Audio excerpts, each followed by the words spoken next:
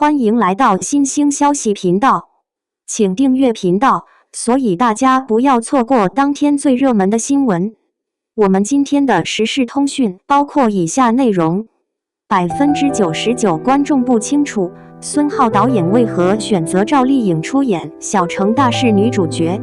趙麗穎飾演的年輕鎮長引發熱議，是選角失誤還是打破成見？當他在談判桌上用智慧擊敗資深對手時，爭議開始轉向原來氣場不靠年齡，而在於手段與魄力。這部劇正用一場關於幹部該是什麼樣的討論，挑戰着觀眾的固有認知。一部電視劇能不能被觀眾接受，有時候並不全靠故事情節，演員的選擇同樣能左右口碑。最近在央視8套播出的《小城大事》，一開播就成了熱議話題，但這熱度並不是因為劇情有多跌宕起伏，而是因為女主角的選人讓很多觀眾直呼看不慣。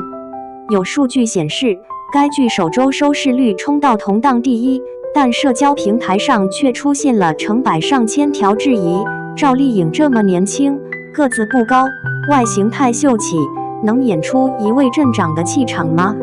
問題來了，外形和年齡到底是不是決定角色可信度的關鍵？一個觀眾眼裡的違和，會不會在導演眼中恰好是合適的？而這部劇背後的選角邏輯又有什麼不為人知的考量？在街頭採訪中，記者的提問幾乎讓人站隊分明。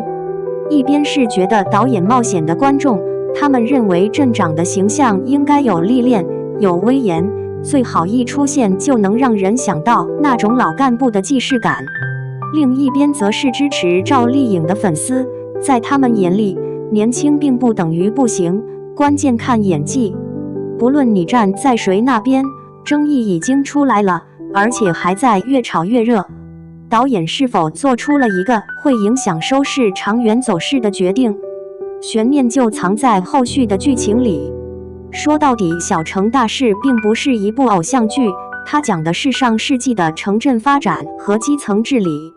一個鎮長既要有智慧，還要能在複雜的人情與現實中周旋。這角色的原型放在現實中，可能是那種能在會議上拍板，又能在街頭跟商販討價還價的人，既不怕硬碰硬，也懂得人情世故。但趙麗穎在大眾印象裡，更多是古裝劇裡的聰慧女子，或者是都市劇裡的幹練白領。有人擔心她的形象跨度太大，讓觀眾入戲難。導演孫浩在某次媒體採訪中並沒有直接回應爭議，但他說了一段意味深長的話：他要找的不是外形像幹部的演員，而是能把角色從青澀演到成熟的演員。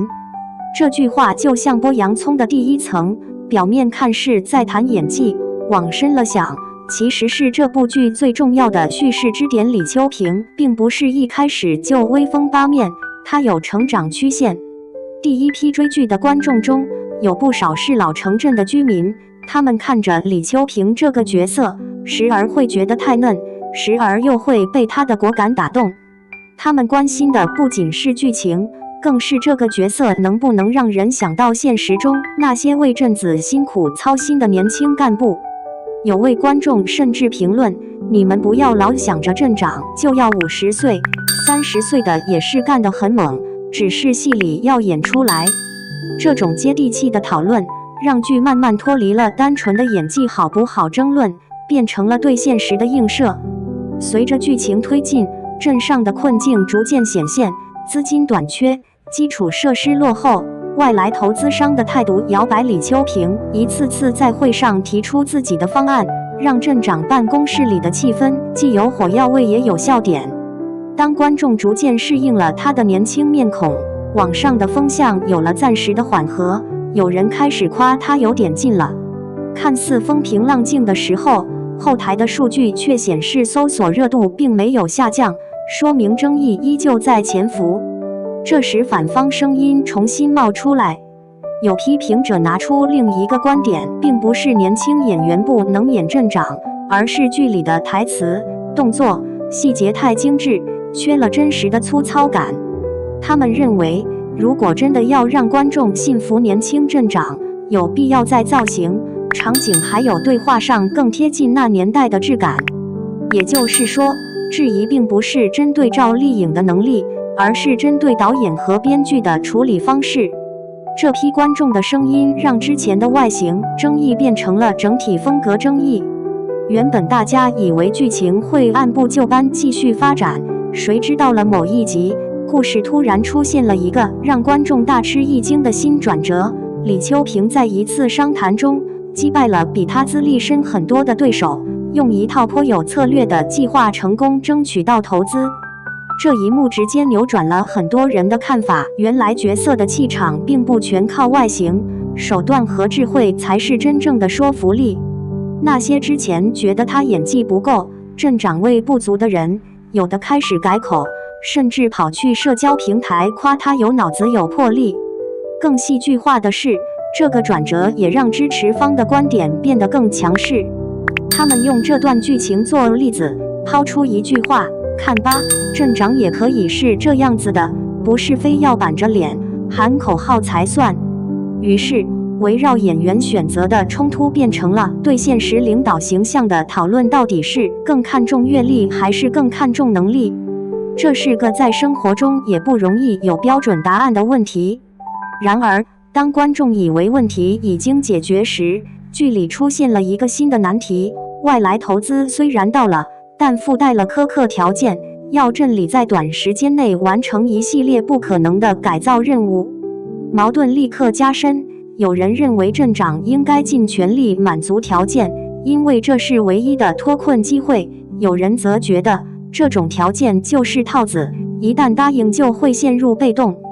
這分歧讓角色再次陷入兩難境地，觀眾也重新站隊。到了後半段，劇情在表面上顯得平靜，鎮上的建設看似有條不紊的推進，但暗中卻積累了更大的危機，例如鎮裡的財務負擔、外界輿論的壓力。李秋平必須同時應對內部的懷疑和外部的催促，而演員的表演也進入了更加細緻的層面，從最初的意氣風發，到中間的果斷出擊，再到現在的沉穩思考，角色的變化清晰呈現。儘管爭議還在，但至少觀眾開始看到一個能獨立面對複雜局面的年輕幹部形象。那些曾經批評趙麗穎不像鎮長的人，現在開始用一種半調侃半稱讚的語氣說：沒想到啊，小姑娘還真能撐得住，不過要是換個更老成的形象，可能更有信服力。看似是在誇，其實仍在暗示導演的選角是一次冒險。支持方也不甘示弱，反問：不冒險哪來驚喜？總要有人打破你們的想象才行。雙方依舊各說各的，互相不服。所以這部劇引發的爭議不僅是演員合不合適的問題，而是對時代、角色、觀眾偏好的一次多維度碰撞。導演的用人理念跟觀眾的固有印象之間難免有摩擦，而這種摩擦恰好成了推動劇熱度的燃料。有人覺得能引發討論的作品就已經成功了一半，也有人覺得爭議太多，最終會傷害劇情本身。到底哪種看法更接近現實，還得觀眾用遙控器和評論區來表決。站在反方的角度看，或許正方的誇獎裡藏着盲點。演技好是一回事，形象可信是另一回事。用年輕的演員挑戰成熟的幹部角色，很可能讓觀眾在情緒上沒法完全共情。就算故事很精彩，部分觀眾的心理門檻依舊存在。有人打趣說，導演這是在做觀眾心理實驗，看看能不能讓大家愛上一個不符合他們想象的鎮長。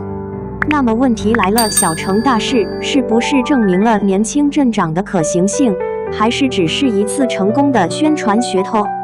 你覺得，如果同樣的劇情換成一位更貼近老幹部形象的演員，效果會更好，還是失去原本的亮點？歡迎把你的想法寫在評論區，看看是哪一方能說服更多人。